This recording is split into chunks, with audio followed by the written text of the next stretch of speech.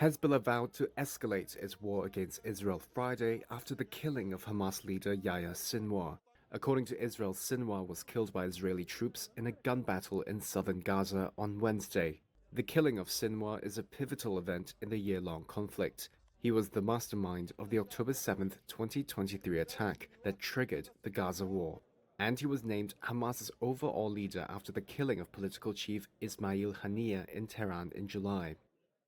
The Israeli military released drone video of what it said was Sinwar sitting on an armchair and covered in dust inside a destroyed building. Reuters has verified the location but not the date of the video. Israeli Prime Minister Benjamin Netanyahu said after Sinwar's death, this was the beginning of the end of the war in Gaza. To the people of Gaza, I have a simple message. This war can end tomorrow. It can end if Hamas lays down its arms and returns our hostages. The axis of terror that was built by Iran is collapsing before our eyes. Nasrallah is gone.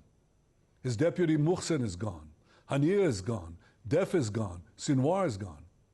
The reign of terror that the Iranian regime has imposed on its own people and on the peoples of Iraq, Syria, Lebanon, and Yemen, this too will come to an end. Families of the Israeli and foreign hostages still held in Gaza welcomed the news about Sinwar, but repeated their call for a deal to bring the hostages home. Meanwhile, Lebanon's Hezbollah and Iran remained defiant. Iran's mission to the UN said the spirit of resistance will be strengthened after Sinwar's death.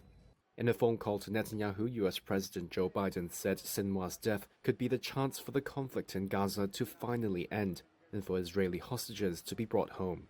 US State Department spokesperson Matthew Miller called Sinwar the chief obstacle to ending the war. In a news briefing, he said the US wants to kickstart talks on a proposal to achieve a ceasefire and secure the release of hostages. What we would hope is that whoever the next leader of Hamas is, he will look at what has happened over the past year and look at the suffering that Hamas's actions have brought upon the Palestinian people who they aim to represent, whose cause they aim to advance, and will look and decide that they ought to pursue a different path forward.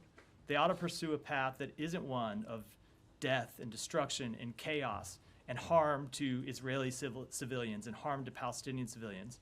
Meanwhile, Washington also reiterated calls for a political solution in Gaza and for Israel to not just continue military operations that they will have to repeat over and over again.